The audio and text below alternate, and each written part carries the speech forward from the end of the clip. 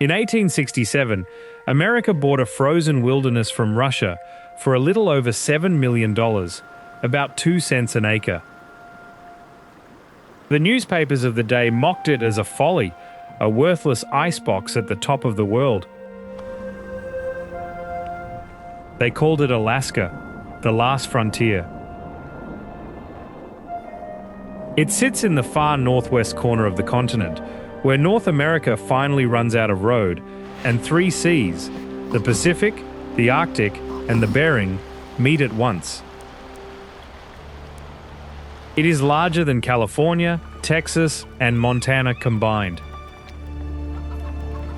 And yet fewer than 750,000 people live in the whole of it, fewer than in a single city like San Antonio. But here is what the newspapers never saw coming. That mocked, frozen bargain became one of the richest pieces of land America ever bought. And today it is the only place in the country that pays you to live there. Every year, simply for calling Alaska home, the state hands each resident a check, some years more than $3,000 a person. Over the next hour, we travel the length of it, from a rainforest capital you cannot drive to, past a bay that was a wall of solid ice just 3 centuries ago. We cross a mountain that makes its own weather, and sail out to islands so far west they cross into the eastern edge of the map. And somewhere in this frozen country is the reason that check arrives every fall. But that comes later. Our journey begins where the roads end, on the water.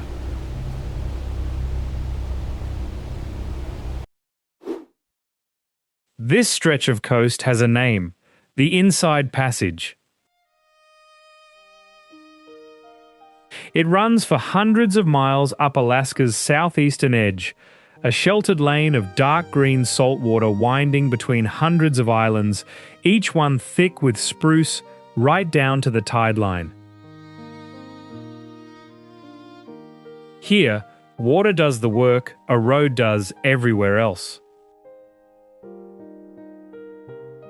Whole towns along this coast have no highway to the outside world at all. Children ride a boat to school. Groceries, mail, a doctor when you need one, all of it comes in by ferry or by a small plane that lands on the sea itself. The state even runs a fleet of ferries it calls the Alaska Marine Highway. A highway with no pavement, no lanes, no bridges, just open water, and a schedule set by the tide and the weather. And the weather sets most things here. Head north up the channel, and the sky comes down low. The rain turns soft and constant, and the islands slide past flat and silent, broken only by the wake of the boat and an eagle somewhere overhead. There are no exits on this road, only the next island, and the next, all the way up the coast.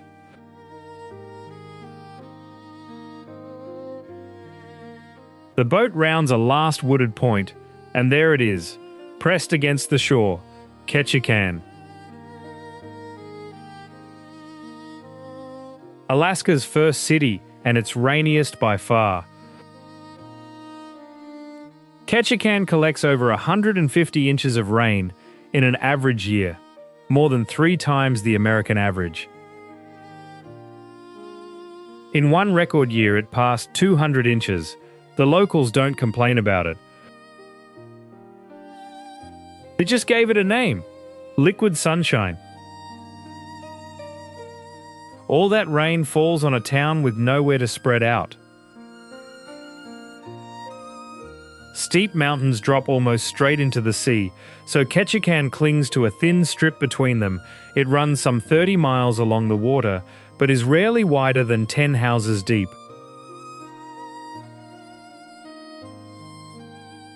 Where there was no flat ground, people built anyway, on wooden pilings driven into the tide, or up the hillside, one house linked to the next by long flights of wooden stairs. The most famous of those streets is Creek Street, a row of old timber houses standing on stilts above a salmon stream.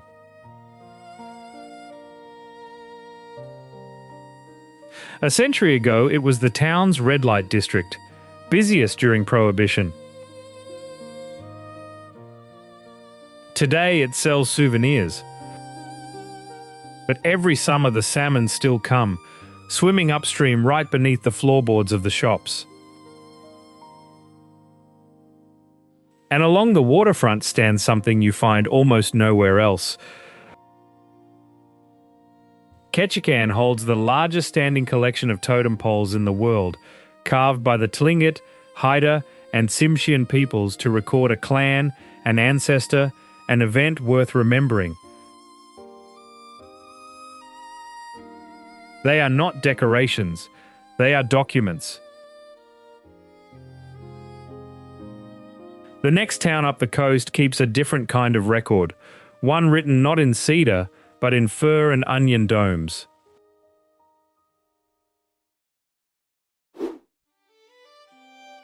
Most towns on the Inside Passage tuck themselves deep inside the channels, sheltered from the open sea. Sitka does the opposite.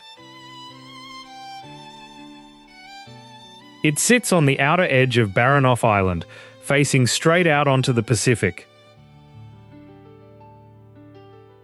That one choice shapes the whole town.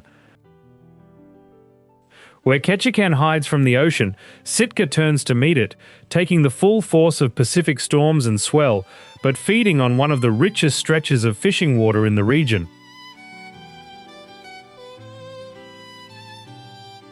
The Tlingit knew the place long before anyone else.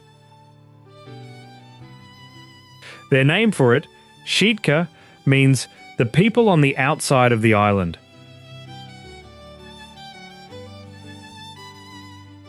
Then came the Russians.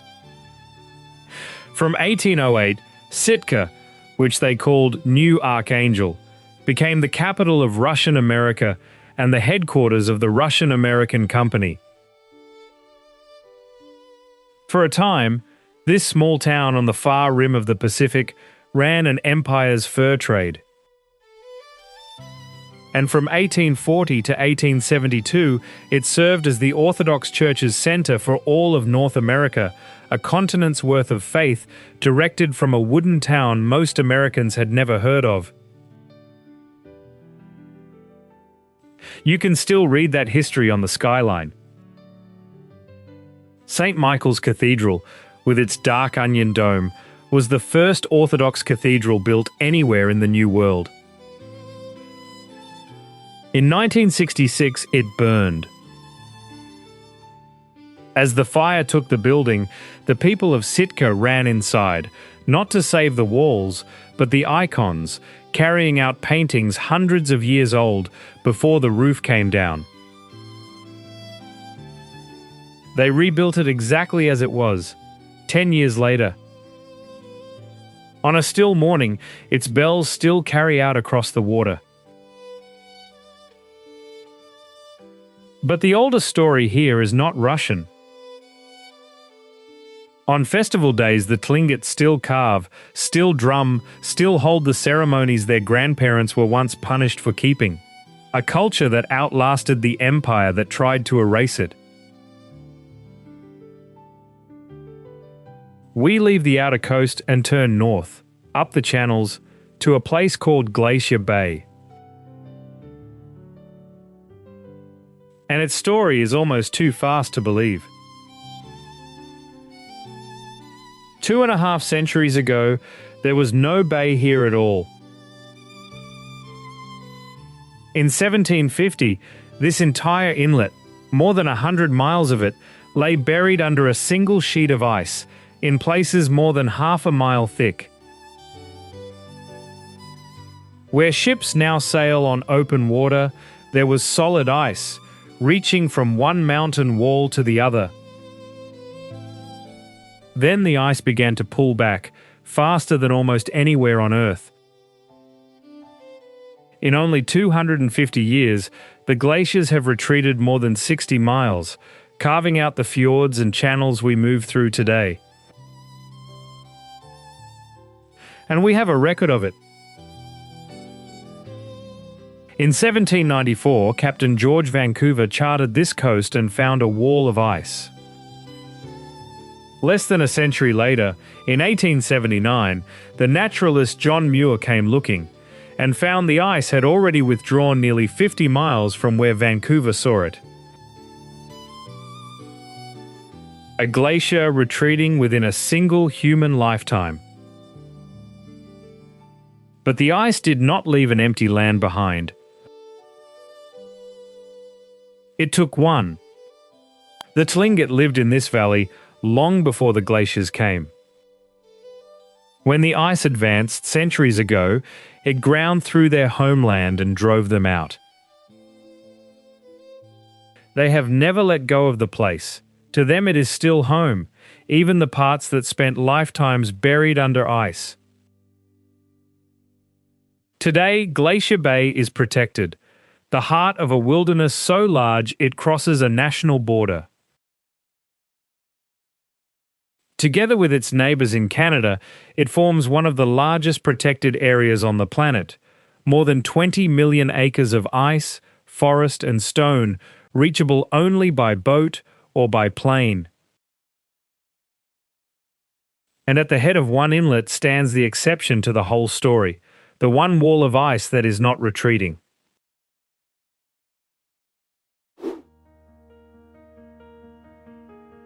At the head of Tar Inlet, the boat slows before a wall of ice, the Margerie Glacier.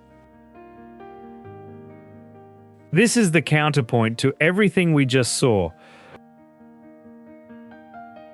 If Glacier Bay is the story of ice in retreat, Margerie is the ice still standing its ground. It is a tidewater glacier, a river of ice that flows all the way down from the mountains and meets the sea head-on, ending in a cliff that rises straight out of the water. It carries two names from the age of exploration. The glacier honours a French geologist, Emmanuel de Margerie, who came to study this coast in 1913. The inlet it fills is named for a geography professor who visited 2 years before him. But the strangest thing on Margerie is far smaller than the glacier itself.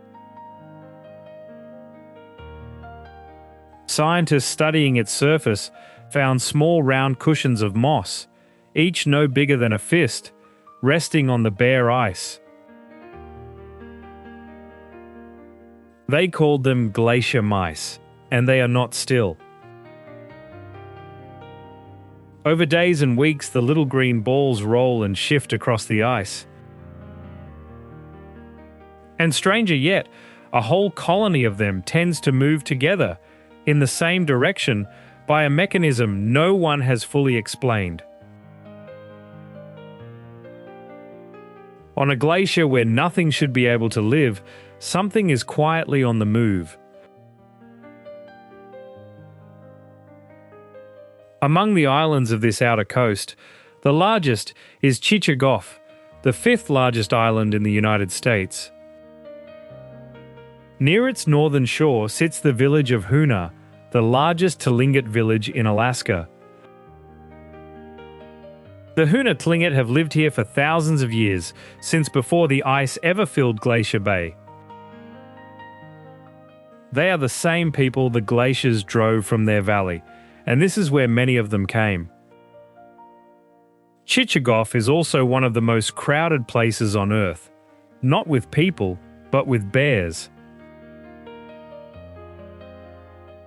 The island holds one of the densest brown bear populations anywhere in the world, an estimated 3 bears for every square mile. Here, the bears outnumber the people. Life has learned to share the ground. In the middle of Hoonah, a bald eagle nest sits in plain view across from the school. Children grow up watching eagles the way children elsewhere watch pigeons, the ordinary bird that is simply always there. And the town has taken back its own economy. On the water's edge stands Icy Strait Point, built inside a salmon cannery that first opened in 1912 and was later left to rot. It was bought and rebuilt by the Hoonah Totem Corporation, owned by Alaska Natives, created under a 1971 law that returned land and rights to the people who had always lived here. Today it draws cruise ships to Hoonah's shore, and about 85% of the people who work there live right in the village. The ice took this homeland once. Now the descendants of the people it displaced run the harbour where the ships come in.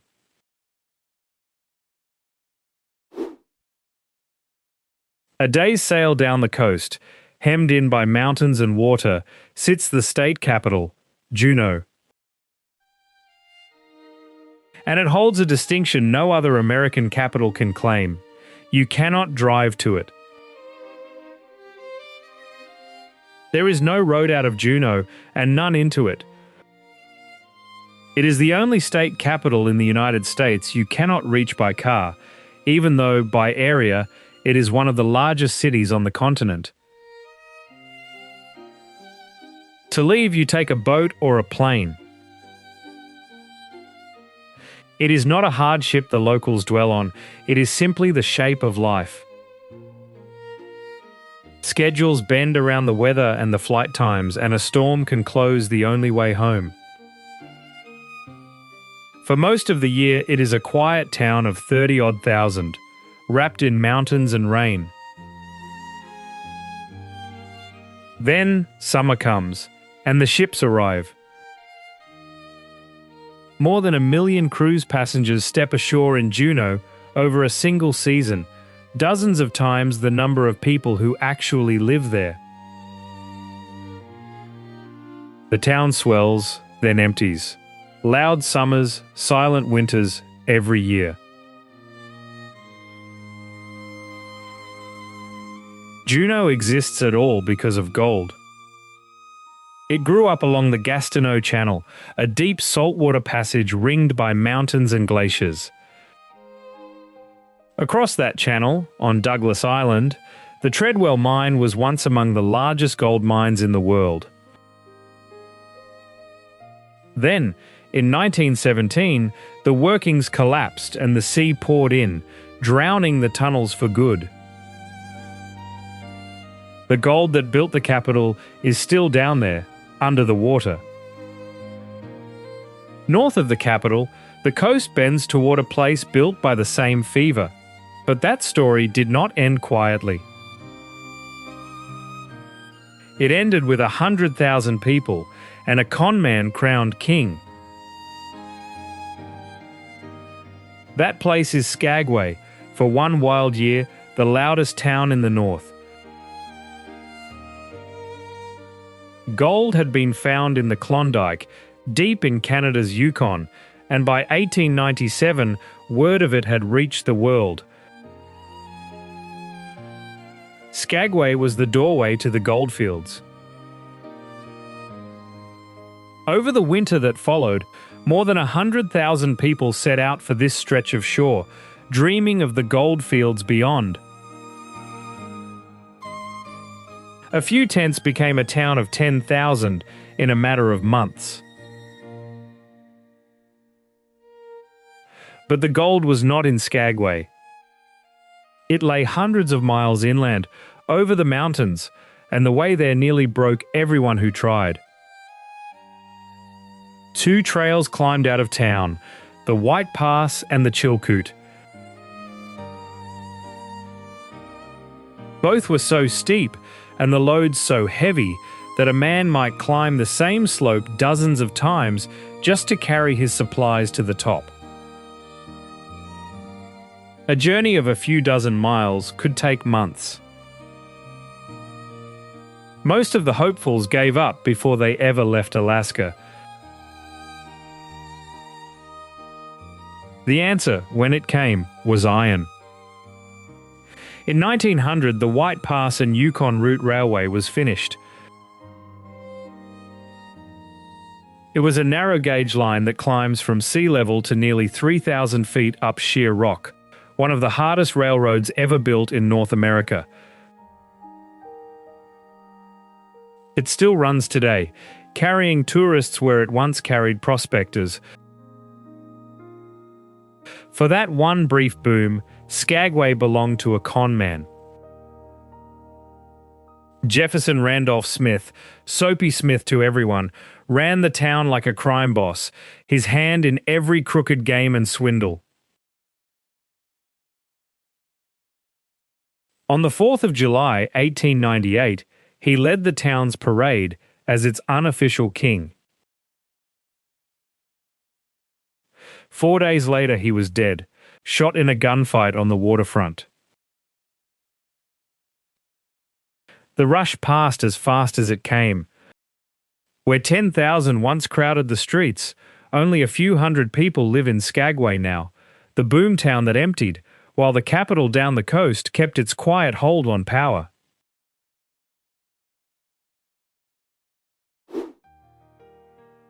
West and north of the Panhandle, where the coast curls around the Gulf of Alaska, the land finally opens out. Here sits Anchorage, the city where Alaska keeps most of its people. Nearly 2 in 5 Alaskans live here, in a single city, in a state larger than most of Europe. It began as almost nothing. In 1914, Anchorage was a tent camp at the mouth of Ship Creek, thrown up for the workers building the territory's railroad. From that camp grew the largest city in the state. But even here, in a city of supermarkets and coffee shops, the wild never quite leaves.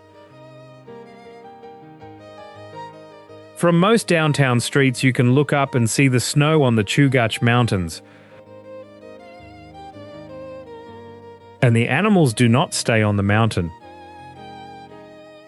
An estimated 1,500 moose live inside the city limits, along with a couple hundred black bears and dozens of grizzlies.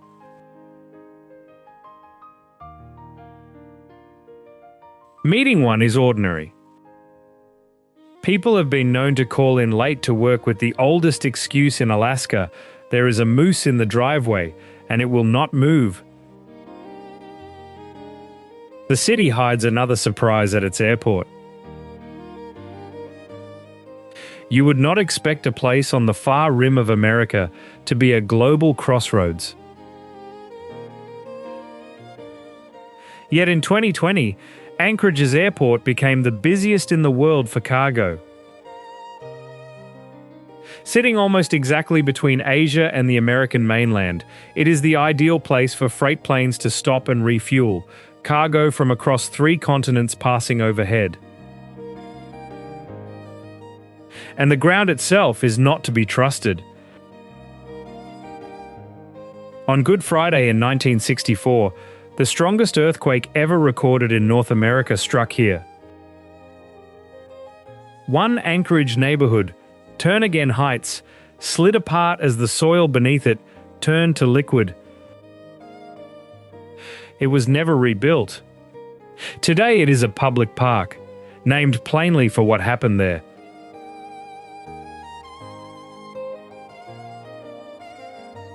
Just south of the city, a long arm of the sea reaches inland, Turnagain Arm. Twice a day it does something few coastlines can. The tides here are enormous. The water can rise and fall by more than 40 feet between low and high, among the greatest tidal ranges anywhere on Earth, as tall as a 4-story building. When that incoming tide is funneled up the narrowing arm, it does not creep in gently. It arrives as a single wave, a wall of water called a bore tide, rolling up the channel in one long line. On the right day, surfers in wetsuits paddle out and ride it, carried inland on a wave that can run for miles. The name comes from the age of sail. In 1778, Captain James Cook worked his ships up this inlet, searching for the Northwest Passage, a route through the top of the continent to the Atlantic. He found only a dead end. Forced to reverse course yet again, his crew are said to have named the place for the frustration of it, Turnagain. Cook never found his passage. There was none to find. He sailed away, and the cold coast kept its secrets a while longer.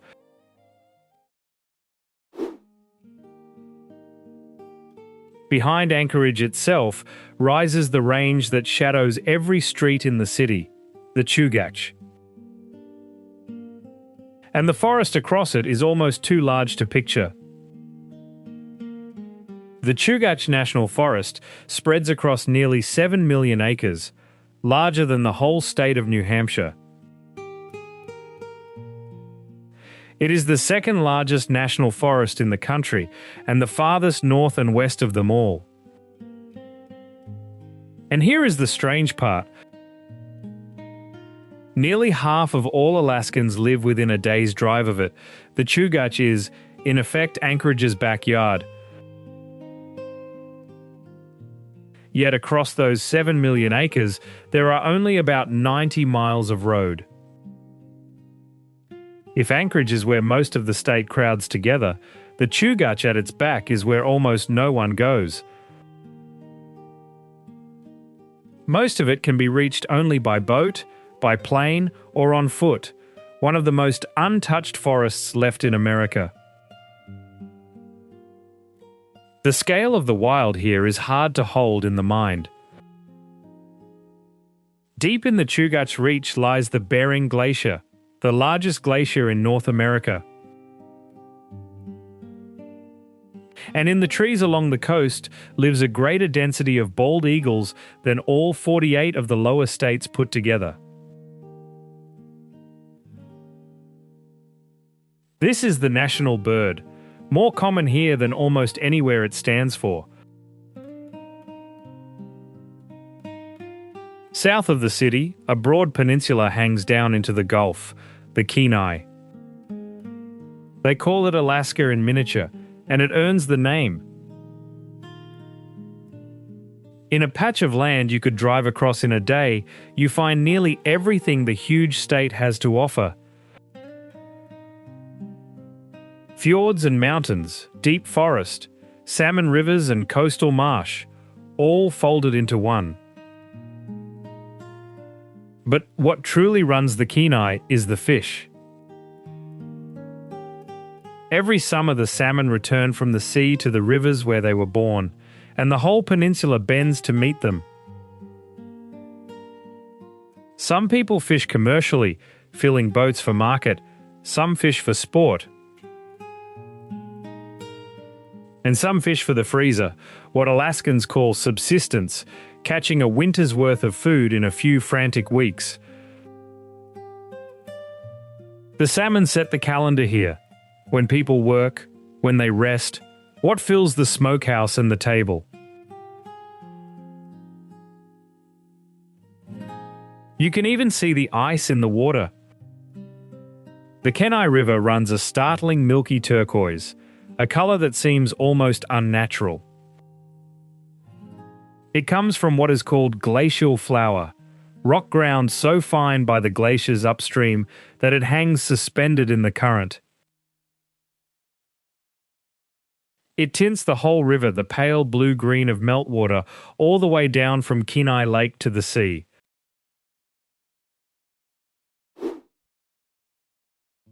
At the peninsula's southern tip lies the town of Homer, and its strangest feature reaches straight out into the bay, the Homer Spit. It runs about 4.5 miles into Ketchikan Bay, a natural bar of gravel so long and so narrow it feels like a road laid across the open water. It is one of the longest spits of its kind in the world, and at the height of summer its harbour fills with as many as 1,500 boats. Most of them are chasing one fish. Homer calls itself the halibut fishing capital of the world, and the claim is hard to argue with. Halibut are giants, flat, bottom-dwelling fish that can weigh more than 100 pounds, and off Homer, a catch that size is nothing unusual. Long before any of this, before the harbour, before the Russians, before America, the peninsula belonged to the Denali and the Aleutian peoples. In the Denali tongue, the spit had its own name, Uzintun.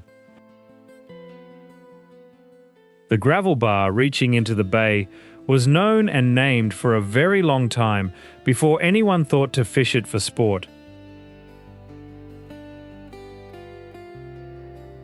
North of Anchorage, where two glacial rivers spill from the mountains, opens the Matanuska Valley. It grows things nothing this far north should be able to grow. The secret is in the soil and the light. Two glacial rivers, the Matanuska and the Knik, wash down a fine, mineral-rich silt that makes the valley floor unusually fertile. And in summer, the sun barely sets, nearly 20 hours of daylight, day after day, pouring energy into the fields. Under that endless light, ordinary vegetables grow to extraordinary size. The valley is famous for its cabbages, single heads that can swell to the size of a beach ball, some weighing more than a small child. People were sent here to farm on purpose, once. In 1935, in the depths of the Great Depression, President Roosevelt moved 203 struggling families here from Minnesota, Wisconsin, and Michigan to start new farms. It was a grand New Deal experiment called the Matanuska Colony. It was a hard place to make a home. Within 5 years, more than half the families had given up and left. By the 1960s, only 20 of the original 200 still worked the land. The valley has a wilder tradition too.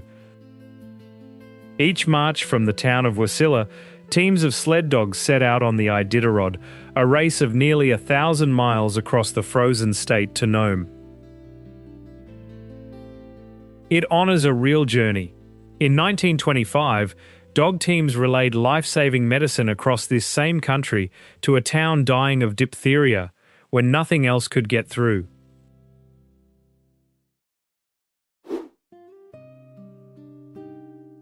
Above the valley, the noise of the race falls away. Climb into the high country and you reach Hatcher Pass, and if the Matanuska is where Alaska made the land grow, Hatcher Pass is where it only took from the land and walked away. It is named for a prospector, Robert Hatcher, who found a vein of gold-bearing quartz up here in the early 1900s.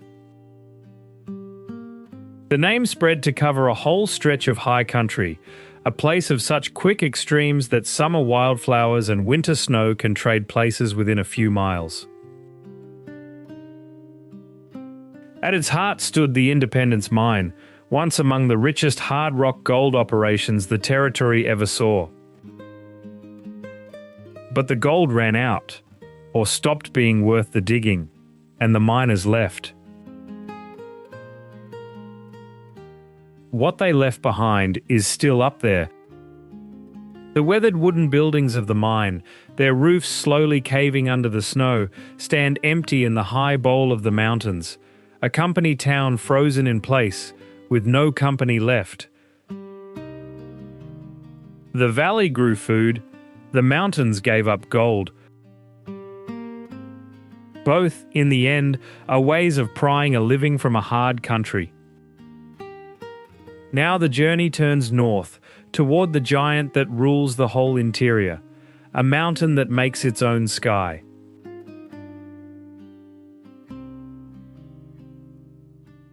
The mountain is Denali, and it is the highest in all of North America.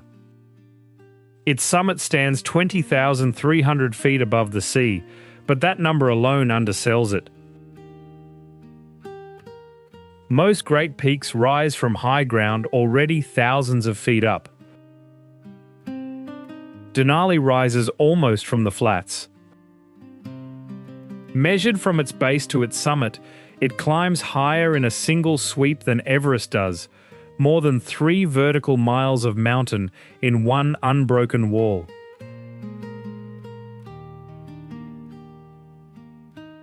A mountain that size makes its own rules. Denali is so tall and so massive that it generates its own weather, pulling storms and cloud around its summit even on days when the sky is clear everywhere else. Climbers can wait weeks at its foot just for a glimpse of the top. It has carried 2 names. For thousands of years, the Koyukon people called it Denali, the tall one, the great one. Then in 1896, a gold prospector named William Dickey decided to call it Mount McKinley, after a presidential candidate back east who had never set foot in Alaska and never would. For over a century, the map carried the politician's name, while the people who had always lived here kept the old one.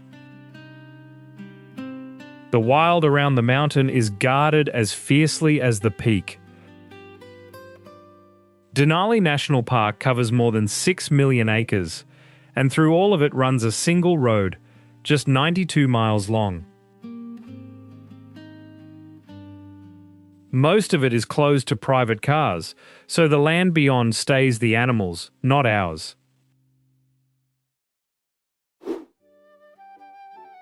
North and east of the mountain, deep in the interior, stands Fairbanks, the last real city before the Arctic, living at the very limit of what people can endure.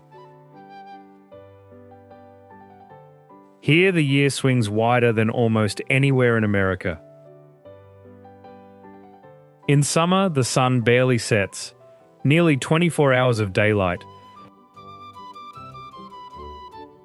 In deep winter it hardly rises, and the temperature can fall past 40 below. Over the years, Fairbanks has recorded everything from 96 degrees in summer to 66 below in winter, a swing of more than 160 degrees between its hottest and coldest days. Few inhabited places on the continent stretch so far in both directions. That distance from the sea, which makes the cold so brutal, also buys the city one of the great shows on Earth. Fairbanks sits directly beneath the auroral oval, the ring in the sky where the northern lights burn brightest. On clear winter nights, the aurora unrolls in green and violet curtains overhead, and people travel from the other side of the planet just to stand in the cold and watch. Fairbanks was born by accident and grew up on gold. In 1901, a trader named Barnett got stranded on the Chena River, unable to push his boat any further upstream.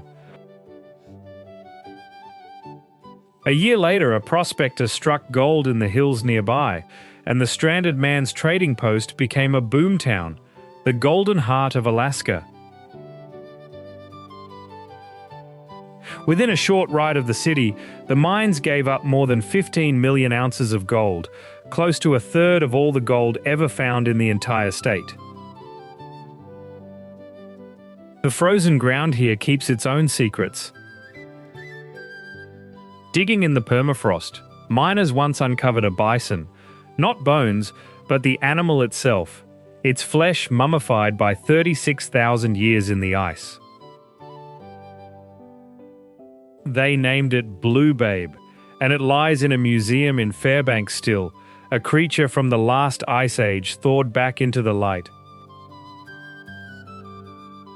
But the permafrost holds a harder problem too, and the way Alaska solved it is the very reason this state can afford to pay its people at all.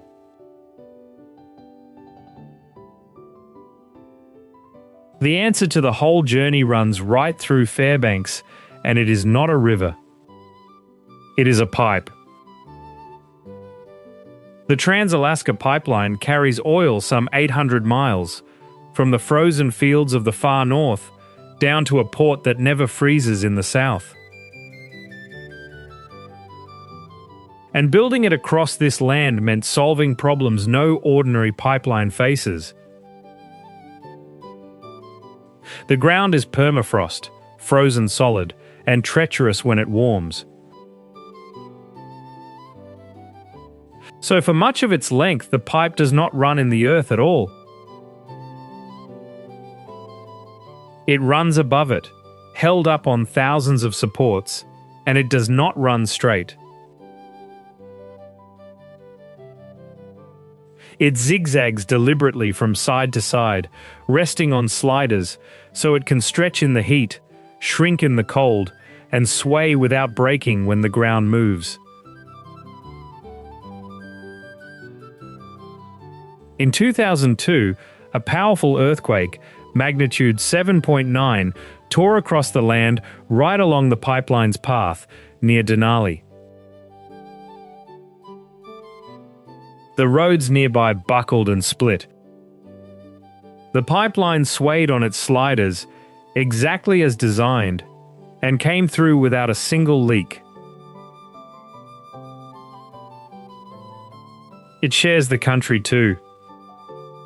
Where herds of caribou migrate across its path, engineers lifted the pipe high enough for them to pass beneath. Today, the caribou even use the pipeline's supports to rub the itch of their shedding antlers, the wild and the machine, side by side. And here, at last, is the reason for the check. This is where Alaska's wealth comes from. The oil in this pipe fills a great state savings account called the Permanent Fund, built from the royalties the oil companies pay. And every year, a share of that fund is paid straight out to the people, to every resident, young or old, simply for living in Alaska. The fund itself dates back to 1976, and the checks have gone out to residents every year since 1982. In the best years, more than $3,000 a person. The frozen wilderness the newspapers mocked in 1867, the worthless icebox, Seward's Folly, was sitting on one of the richest oil deposits in America. The joke, in the end, was on them. The journey makes its final turn, westward, off the mainland's southwestern corner, into the Aleutians. They are a line of volcanic islands that reaches far out across the North Pacific, so far that it does something no other place in America does. The islands stretch so far west that they slip right off the western edge of the map and reappear on the eastern side.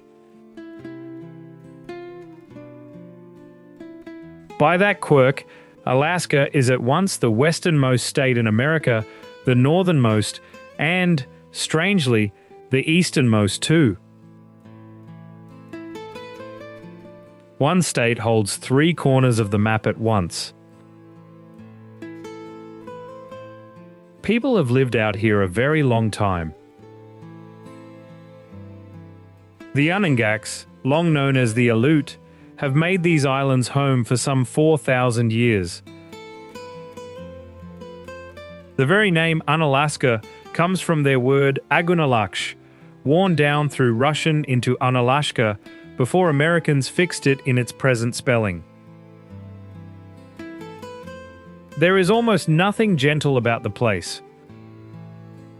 Cut off from the mainland and from each other, the islands live by the sea. Many families have worked the fishing boats for generations, out on the Bering Sea, one of the richest and most dangerous fishing grounds on Earth, at once their living and their constant threat. And the weather turns without warning. A calm, fog-bound morning can become gusts of 100 miles an hour by afternoon, making these some of the most dangerous skies to fly in all of North America. On the rare clear day, you can see why the ground itself feels uneasy. Smoke drifts from the cone of Makashin volcano above the harbour, a quiet reminder that this whole chain rides the Ring of Fire, the belt of volcanoes that circles the Pacific. On one of these islands, that hard isolation once made it the site of something America has almost forgotten, a battle fought on its own soil.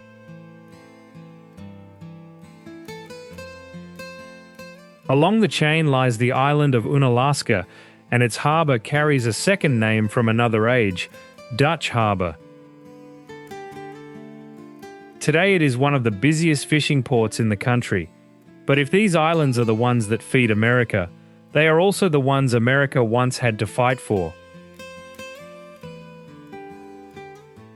In June of 1942, just 6 months after Pearl Harbor, Japanese aircraft came out of the fog and bombed the military base at Dutch Harbor. It was the opening of a campaign most Americans have never heard of. That same month, Japanese forces landed on 2 islands further out the chain, Attu and Kiska, and occupied them.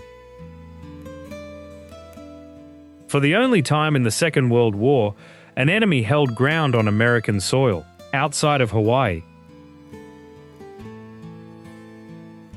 Taking it back was brutal and slow. The fighting stretched across 13 months and 1,000 miles of fog and freezing water, and it cost heavy losses before American forces retook Attu in 1943. The hardest price, as so often, was paid by the people who had lived there all along. The Onondagas of the occupied islands were taken prisoner and shipped to Japan, held for the rest of the war. And on America's own side, whole Onondagas villages were removed from their homes and sent to crowded camps in southeast Alaska, where many fell ill and died. Years later, the United States formally apologized and paid compensation to the survivors, a quiet reckoning with one of the least known tragedies ever to unfold on American ground. Here the journey reaches its last shore. For us, there is no more west to travel, only the grey sea, and the long way home. We began with a joke, a frozen wilderness, bought sight unseen, mocked as a folly. We end somewhere that joke can no longer reach. Alaska is not an empty place.